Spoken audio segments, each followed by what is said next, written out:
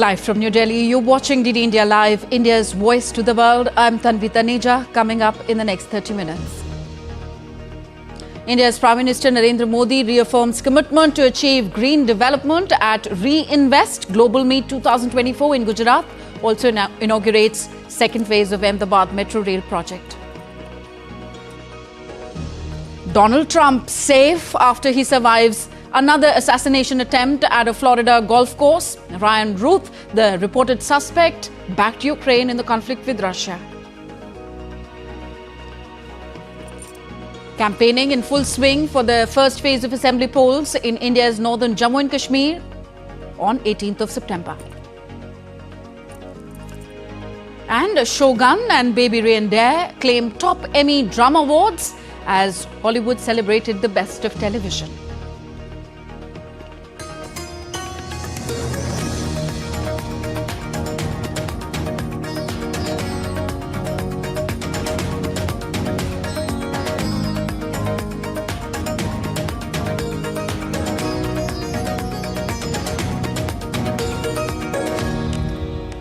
India's Prime Minister inaugurated and addressed the 4th Global Renewable Energy Investment Meet 2024 in Gandhinagar, Gujarat.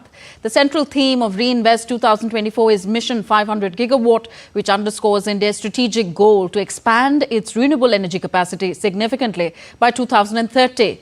As the 4th largest country globally in installed renewable energy capacity, India aims to further consolidate its leadership in the global energy transition. The key international partners for this year's event included Australia, Denmark, Germany and Norway.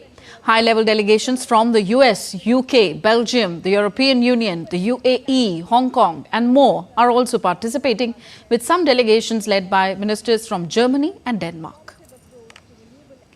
Addressing the event, Prime Minister Narendra Modi highlighted that among the G20 member countries, India is the first to achieve all its climate commitments made in Paris 9 years ahead of the deadline. Solar power, wind power, nuclear और hydro power के दम पर अपने future को build करने का फैसला लिया है। फ्रेंड्स, भारत G20 में पहला ऐसा देश है जिसने पेरिस में तय क्लाइमेट कमिटमेंट्स को डेडलाइन से 9 साल पहले अचीव कर लिया, 9 साल पहले पूरा कर दिया। और G20 देशों के समूह में हम अकेले हैं जिसने करके दिखाया है। जो डेवलप नेशन नहीं कर पाए, वो एक डेवलपिंग नेशन ने दुनिया को करके दिखाया है। Prime Minister Modi also said that despite being a developing nation, India has taken several steps towards net zero commitment. हमारे लिए ग्रीन फ्यूचर, नेट जीरो ये कोई फैंसी वर्ड्स नहीं है। ये भारत की जरूरत है, ये भारत का कमिटमेंट है, भारत की हर राज्य सरकार का कमिटमेंट है। एक डेवलपिंग इकोनॉमी के नाते हमारे पास भी इन कमिटमेंट से बाहर रहने का जायज बहाना था। हम दुनिया को कह सकते थे कि विश्व को तबाह करने में हमारी कोई भूमिका नहीं है, लेकिन हमने ऐसा कर हाथ ऊपर नहीं किए। हम मानव जात के उज्जवल भविष्य की चिंता करने वाले लोग थे और इसलिए हमने दुनिया को राह दिखे उस प्रकार से जिम्मेवारी के साथ अनगिनत कदम उठाए हैं। Calling himself as being part of Uttar Pradesh's family, Prime Minister Modi said that the government is aiming to make Ayodhya, the birthplace of Lord Ram, a model solar city. Ayodhya नगरी भगवान राम की जन्मस्थली है और भगवान राम तो सूर्यवंशी थे। और मैं अभी जब प्रदर्शनी देख रहा था तो वहां उत्तर प्रदेश का स्टॉल देखा, क्योंकि मैं काशी का सांसद हूं, उत्तर प्रदेश वाला भी बन गया हूं, तो मैं स्वाभाविक है मैं उत्तर प्रदेश का स्टॉल देखने गया और मेरी जो एक इच्छा थी, आज मुझे रिपोर्ट कर रहे थे कि वो मेरी इच्छा उन्होंने पूरी कर दी है। भगवान राम का भव्य मंदिर तो बना है, लेकिन मैं दुनिया को बताना चाहता हूं, अब उस अयोध्या, जो सूर्यवंशी भगवान राम की जन्मभूमि है, वो पूरा अयोध्या मॉडल सोलर सिटी बनाने का लक्ष्य लेकर चल रहा है। करीब करीब काम पूरा होने आया है। हमारा प्रयास है कि अयोध्या का हर घर, हर कार्यालय, हर सेवा सौर शक्ति से चले, सोलर एनर्जी से चले। Earlier, the Indian Prime Minister also visited the exhibition organized at the sidelines of the Expo. Gujarat's Chief Minister and India's Minister for New and Renewable Energy also accompanied Prime Minister Modi. The two-day event will showcase the renewable energy sector prowess of India and seeks to attract investment in this sector. Key international players and partners for this year's event include Australia, Denmark, Germany and Norway. The United Nations declared 16th of September as the International Day for the Preservation of the Ozone Layer. This year's theme is Montreal Protocol, Advancing Climate Action.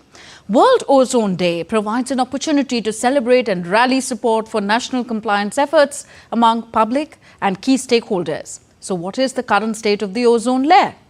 DD India's Anil Thomas reports.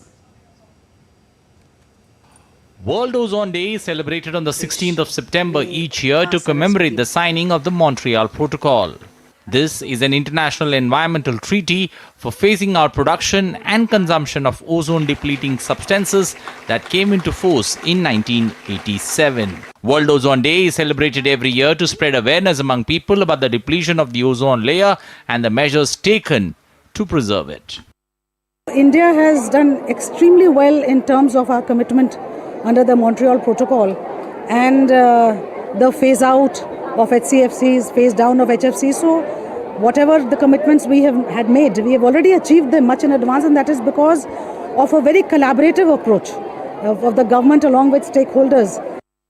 India has been proactive in the Montreal Protocol implementation. UNDP highlighted achievements of the country and the new initiatives being taken for the phase down of hydrofluorocarbons, that's HFCs. The 2023 ozone hole has been larger compared to 2022, but there has been significant progress in the current year. India, I'm pleased to say, has been at the forefront of implementing the Montreal Protocol. It has exceeded its initial goal of reducing hydrofluorocarbons by 60% by 2023 and has achieved 63% reduction. To create awareness among the students to protect the ozone layer, competition in the categories of poster and slogan writing were organized for school children across the country. For the ozone layer, I think new R&D is happening. We just heard about the new gases that we need to use for refrigeration. And I think the better part is that it's not only the R&D, but it's also the safety of those gases, how it's evolved over a period of time. We've tested them in industry, that those are gases, how they will be actually changed in the ACs, etc. And post that those qualifications have come in, which are training people, and they're available with you.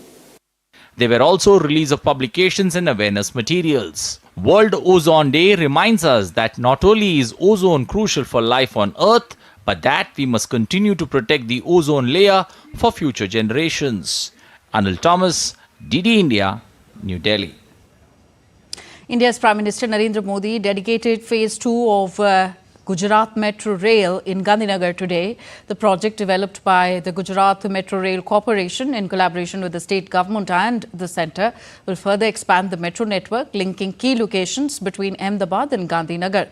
This new phase, stretching from Motera to Gandhinagar Sector 1, will connect critical hubs such as the Gift City, facilitating easy access for professionals, students and tourists.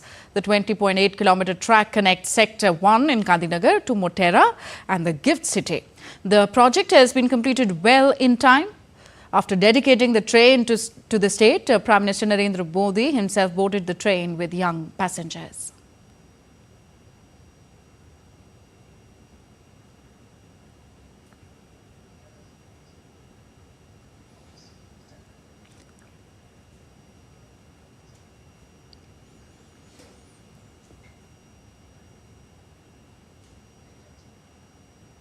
India's Prime Minister Modi inaugurated and laid the foundation stone for projects worth 8,000 crore rupees, including the Bhuj-Ahmedabad Namo Bharat train.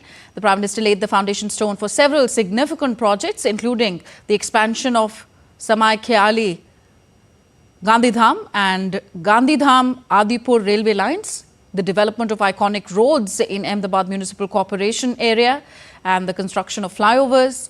Prime Minister Narendra Modi inaugurated 30 megawatt solar power system and the 35 megawatt BESS solar PV project at Kutch Lignite Thermal Power Station, along with 220 kilowatt substations in Morbi and Rajkot. The Indian Prime Minister also flagged off India's first Namo Bharat rapid rail train running from Bhuj to Ahmedabad, as well as several Vande Bharat trains on routes such as Nagpur to Sikandrabad, Kolhapur to Pune, Agra cantonment to Banaras, Durg to Visakhapatnam, Pune to Hubli, and the first 20-coach Vande Bharat train from Varanasi to Delhi. The Prime Minister also launched the single-window IT system SWIFT for the International Financial Services Centres Authority, aimed at streamlining financial services. Additionally, Prime Minister Modi approved construction of over 30,000 houses under the Pradhan Mantri Awas Yojana Grameen and released the first installment for these homes. Prime Minister Modi also launched construction of houses under the PMAY scheme and handed over completed homes to beneficiaries in both urban and rural areas.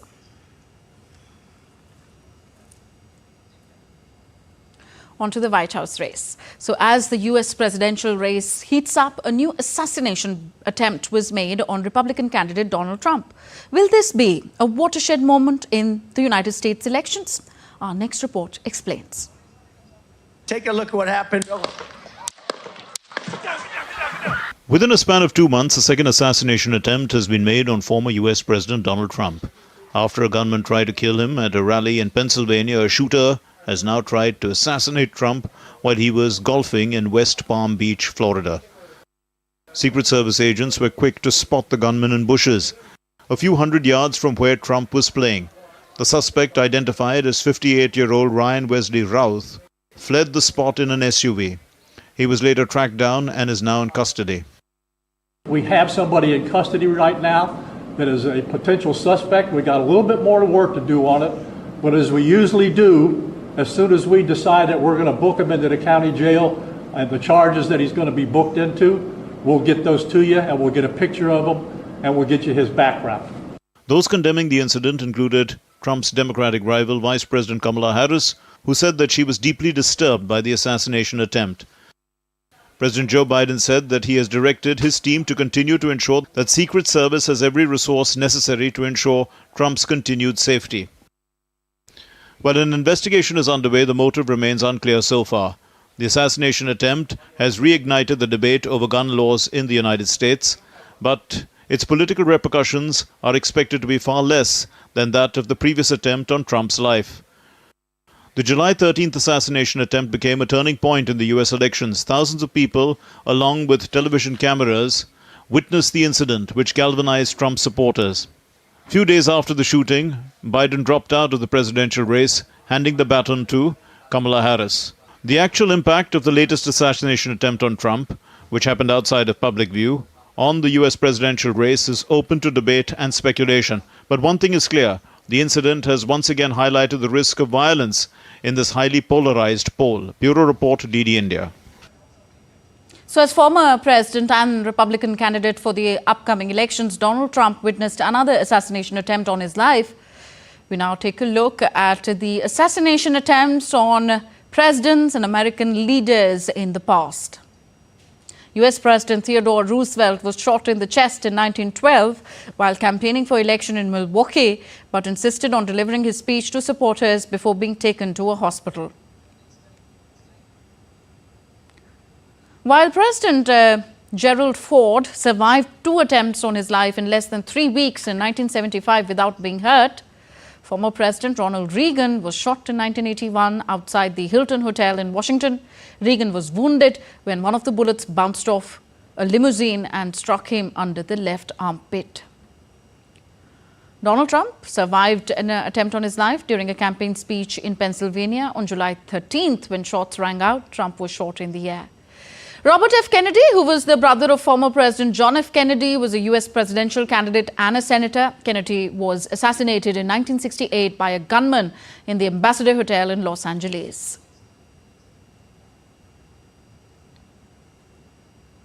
Alabama Governor George C. Wallace, who was a candidate for the Democratic presidential nomination, was shot in 1972 and became paralyzed from the waist down. Now, Ryan Routh, who the U.S. identified as the suspect, the would-be suspect of this assassination attempt on former President Donald Trump, he said in an interview with news agency AFP in Kiev back in 2022 that Russian President Vladimir Putin is a terrorist and must be ended. Putin is a terrorist and he needs to be ended. So we need everybody from around the globe to stop what they're doing and come here now and support the Ukrainians to end this war. Still to come on this edition of DD India Live. Typhoon Bebinka lashes Shanghai in the strongest storm to hit the city since 1949. And the Southeast Asia Food Carnival makes a welcome return this year. All that and more on the other side.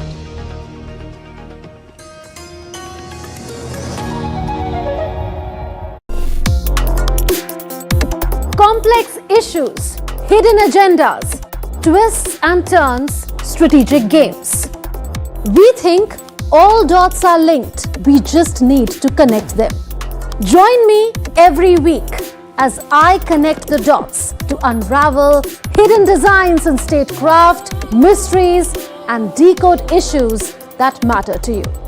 Watch Connecting the Dots with me at these times on DD India.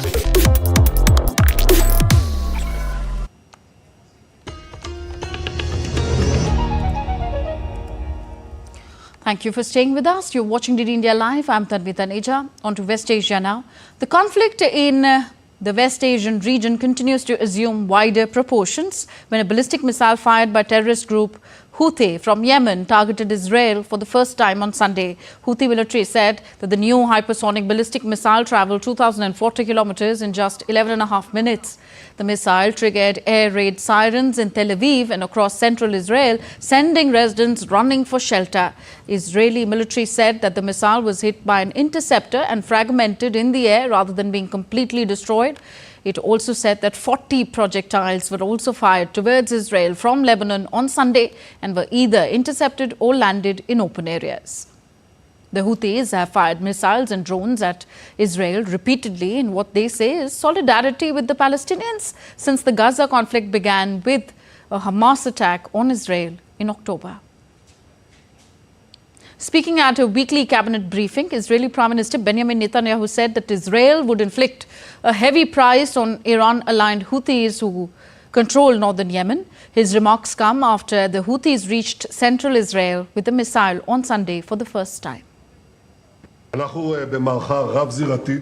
are in a multi-front campaign against Iran's axis of evil, which is striving for our destruction. Houthis launched a surface-to-surface missile from Yemen into our territory. They should have known by now that we were exacting a heavy price for every attempt to harm us. Anyone who needs a reminder on this matter is welcome to visit the port of Hodeidah. Whoever attacks us will not evade our strike. Hamas is already learning this through our determined action, which will bring about its destruction and the release of all of our hostages.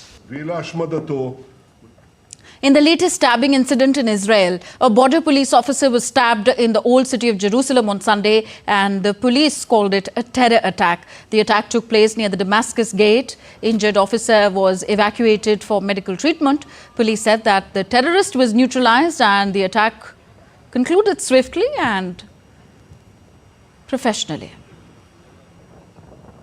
8 people were wounded, 1 critically in Belgorod by a shelling blamed on Ukrainian forces on Monday. Belgorod's regional governor V. Gladkov said dozens of residential buildings sustained damage and windows and balconies were smashed. 15 cars were also damaged and hit. Belgorod has come under frequent shelling and drone attacks as it is next to Kursk region. French European Union Commissioner Thierry Breton on Monday resigned from the bloc's executive body. Breton published a picture of his resignation letter to Commission President Ursula von der Leyen on social media platform X. His announcement comes as von der Leyen finalizes a list of commissioners following EU elections this summer. Each EU member will have one seat at the Commission's table, although their political weight and importance varies greatly depending on the portfolio. Breton was the EU's Industry and Internal Market Commissioner during the first term of Ursula von der Leyen. British Prime Minister Keir Starmer met his Italian counterpart Giorgia Meloni in Rome for a bilateral meeting on Monday. The British Prime Minister promised a new era in cross-border cooperation to tackle people smuggling gangs. He has put renewing ties with European Union leaders at the top of his diplomatic agenda since winning the election. Starmer has scrapped the previous government's contentious plan to deport asylum seekers. Starmer's visit to Rome follows trips to Berlin, Paris and Dublin. I'm here to have discussions here at this coordination centre and with the Prime Minister about how we deal with unlawful migration. I've long believed, by the way, that prevention and stopping people travelling in the first place is one of the best ways to deal with this particular issue. So I'm very interested to know how that upstream work went. And next we take a look on the current situation of severe extreme weather conditions caused by unprecedented levels of rainfall and drought. These extreme weather patterns are creating significant disruptions and challenges for countries around the globe. In China, Typhoon Bebinca, a Category 1 storm, made landfall in Shanghai on Monday, marking the most potent tropical cyclone to directly impact the city in over 7 decades. This represents the strongest storm to strike Shanghai since Typhoon Gloria in 1949. Heavy rains caused severe flooding across the northern Czech Republic. Rivers overflowed and some areas experienced the most destructive floods in decades. 250,000 Czech homes were left without power. Meanwhile, a bridge collapsed in the historic Polish town of Glokoleze near the Czech border, and local officials ordered evacuations early on Sunday. Local media said another bridge collapsed in the mountain town of Strony Slaske, where a dam burst. Floods have worsened in Poland and government has declared a state of emergency. In southern Germany, several rivers around Rosenheim near the River Inn have overflowed their banks due to persistent heavy rainfall affecting Central Europe. This has led to flooding in various areas of the region, while some parts of Bavaria saw a short break from precipitation. Devastating floods in Maiduguri in northeastern Nigeria caused the collapse of prison walls, leading to the escape of 281 prisoners. 7 of the escaped inmates have been recaptured in operations by security agencies. On the other hand, Brazil's Amazon rainforest region is facing severe drought conditions. The country is battling wildfires that have spread smoke across large areas, exacerbated by heat waves and the worst drought on record. In response, Brazil's Supreme Court has authorized the removal of spending restrictions to address the wildfires and drought in the Amazon and Pantanal regions as the nation deals with the economic impacts of these climate events. India on Sunday launched Operation Sadbhav with an aim to help people affected by Typhoon Yagi in countries like that of Myanmar, Vietnam and Laos. Under the mission, 10 tons of aid, including dry rations, clothing and medicines, have been sent to Myanmar aboard Indian Navy's warship INS Satpura. Relief goods to people of Vietnam affected by Typhoon Yagi were delivered in Hanoi on Sunday by a special Indian aircraft. 35 tons of water purifiers, kitchen sets, blankets, mosquito nets, solar lamps and water containers were handed by the ambassador. While emergency flood relief assistance was also sent to Laos PDR, 10 tons of relief supplies airlifted on board IAF aircraft and handed over to the ambassador Prashant Agrawal to Laos, Vice Minister for Labour and Social Welfare. Back to India. Campaigning is in full swing for the first phase of the assembly elections in India's northern Jammu and Kashmir. 24 assembly constituencies will go to polls in this phase on the 18th of this month. Top leaders of major political parties are making all-out efforts to woo the voters. The three-phase elections to the 90-member Jammu and Kashmir Assembly will be held on September 18th, 25th and October 1st. The results will be declared on October 8th. In Sri Lanka, campaigning for presidential elections scheduled for Saturday has intensified, with candidates making final efforts to woo voters. The front-runner candidates have been holding meetings and election rallies in various places discussing various issues. Addressing election meetings at Horana and Nuwara Eliya yesterday, incumbent President Ranil Wickremesinghe said that his primary objective is to ease the burden on the lives of people. He emphasized the importance of upholding the agreements made with the International Monetary Fund and moving forward with them. Voters of Sri Lanka, meanwhile, expressed their reactions and expectations as they will vote for a very important election on Saturday. தானே வரணும் அந்த கட்சியில் வந்து முக்கியமாக வரவங்க எங்களுக்கு நிறைய வேலை செய்யும் எங்கிட்டலாம் ரோட் இல்லை தண்ணி பிரச்சனை ஓட்ட அப்படி வந்தாலும் வந்து இந்த மாதிரி எஸ்டேட்டுகளுக்கோ இந்த மாதிரி காடாக இருக்குது வர இளைஞர்மார்களுக்கோ யாருக்கோ வேலைகள் சரியாக we don't have production, we don't have GDP, our GDP is very less. All these issues will come once we start paying the loans. So it's like this. So let's hope for the best what's going on. My first thought will be not me, about my kids' future. What I will be thinking, at least we have survived a little bit. My kids are studying, they are very small. They should have a good country and a good leadership. The 7th National Poshan Nutrition Month focused on improving health and nutrition for children and women. This was observed in the northeast Indian state of Assam.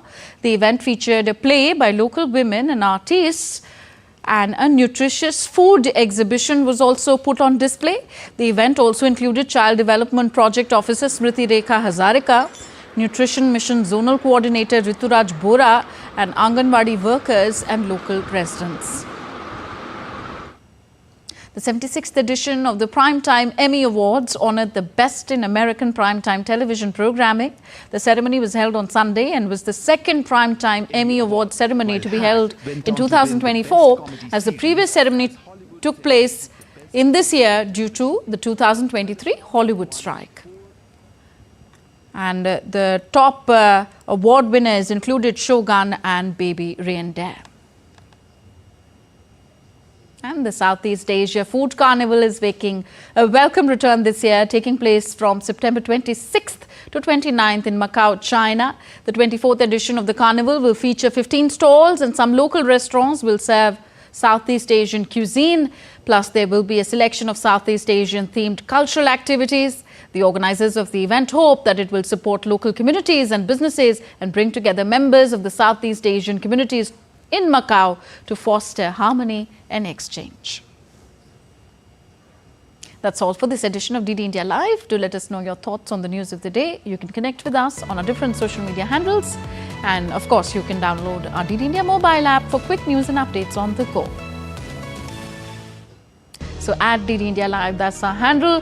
We'll be back with more news as it breaks here on DD India. I'm Tanvi Taneja from all of us here in New Delhi. Thank you for watching. Namaskar.